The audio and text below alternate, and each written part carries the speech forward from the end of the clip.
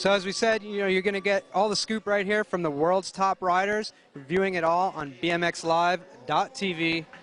Second stop of the 2012 UCI BMX Supercross Circuit, Randaberg, Norway. And couldn't do it without all our great sponsors like Troy Lee, Liat, Oakley, GoPro, Red Bull. So without all those guys, we like to say thanks for getting things out there. And we'll see if maybe we get a quick word in with another rider just coming off the track. As you can see there, we're going to get some more. Now as the practice is winding down, we're going to get more groups of riders out there trying to do full laps of the track.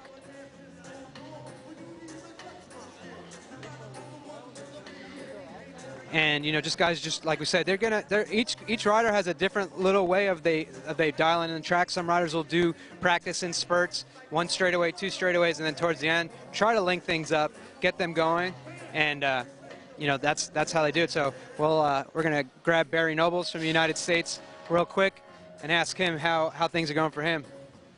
What's going on, Pete? So the fans want to know how practice is going for you. Yeah, it's good. Jumps out here kind of small. Like, they made a few things taller to kind of make up for, I think, all the complaints we've been having in the past. But being a small track like this, tall lips, shorter jumps don't really work out with the speed we're going. Everything could be, even though this track's flat, everything could be big, just like, say, Trula last weekend and other tracks that aren't on just flat surface.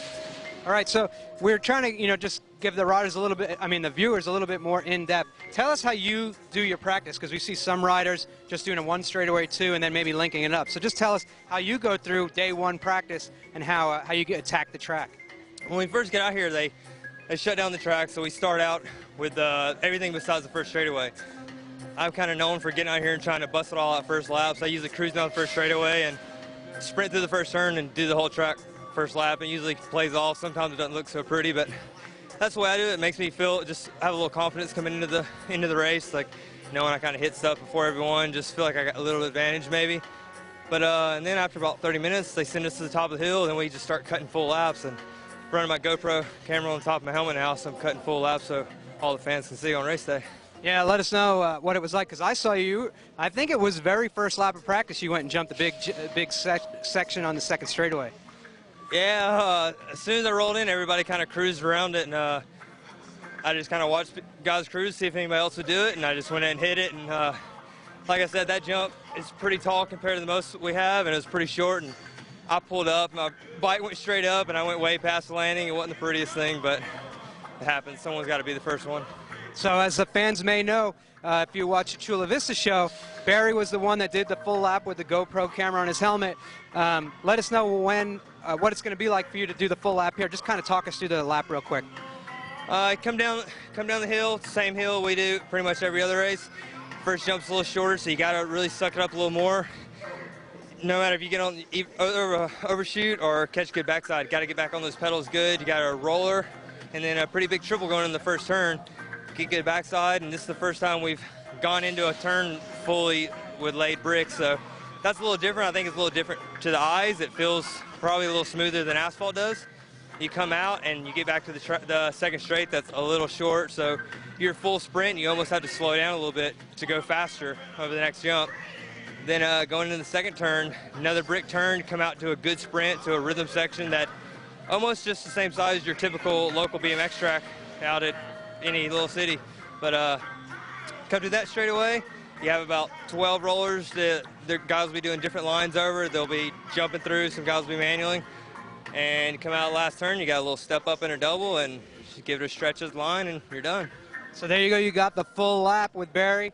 A little bit later on this practice, he's going to do that full lap with the GoPro camera on his helmet, so all the fans, you'll be able to see that tomorrow during the Super Finals, and catch a lap with one of the fastest riders on the Supercross circuit, Mr. Barry Nobles. Thanks, Barry.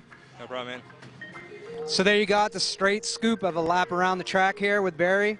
And as you can see, some of the other riders right now, we have Connor Fields and David Herman out there doing some of the lap practices. And just like I said, just some of the riders are getting ready. You can see that Red Bull Lounge area where a lot of riders are in between their laps. It'll be over, get some refreshments, get a good, nice cold Red Bull, and be ready for their next lap. But We can see right now it's going to be Corbin. Corbin Sherraw just kind of went through that second straightaway. Seemed to be pretty happy with his lap, and he just got through it. So we'll see who's coming down the hill. That's going to be Donnie Robinson and Manuel De Vecchi from Italy, I believe. So as we said, you know, there's a lot of riders doing different avenues and different things, but what we really want to do is give you, you know, some of the real information behind the scenes stuff with Johan Lindstrom. He's the one that orchestrates this whole event series. He's the glue to what the UCI BMX circuit is, and Johan's just going over a few things right now with Barry, but we'll see if we can grab Mr. Lindstrom over here and get some words and tell us, because this is the first time that we've had back-to-back events. So we'll let Johan tell you, the fans, how that went, how logistics of things went. So Johan, we were just talking about, can you tell us about the event here in Randaberg? Well, we're obviously super excited to be here in Norway. I mean, there's a big BMX scene going on here, and this is obviously the first time we have the Supercross. Yeah, it's good. I mean, we've been working hard with the local crew here, and they've been very helpful, very dedicated, and they're obviously super excited about all this. So, no, I think it's good. It's a super nice little facility here in the indoor arena, and tracks came along pretty nice. So, yeah, we're psyched. Yeah, we had a really awesome event in Chula Vista, and then it was non-stop action for you and your crew, as right when the gate and the finals finished, the podium ceremony was done, you guys are straight to packing things up and get them over here. Just let everybody know what a nightmare or how well it went to get everything over here in just such a quick turnaround, the first time on the Supercross circuit. Yeah, no, there's a lot of things that needs to sort of work out, and we have a great company we work with for all the logistics, called Rocket Cargo.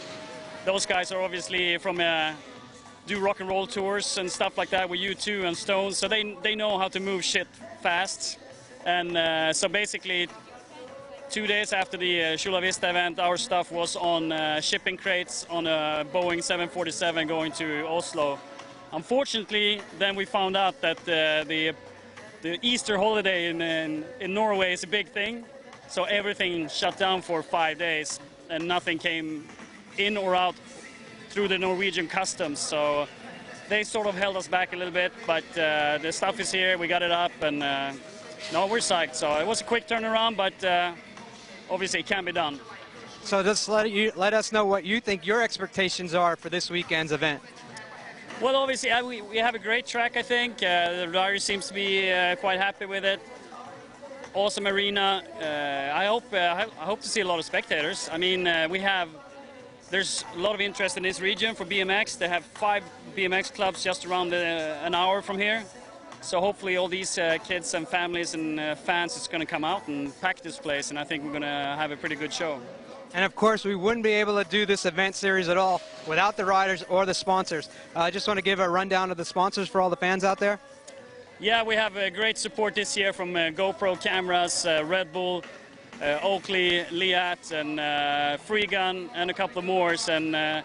And then from Randaberg, the local community, the government has stepped in, and obviously the Norwegian Cycling Federation plays a big part in this event. So we're all psyched to get this going, and can't wait to see some racing action. Yeah, I know everyone out there is excited to see it as well. Thanks for your time, and we all look forward to a great event. All right, thanks, Pete.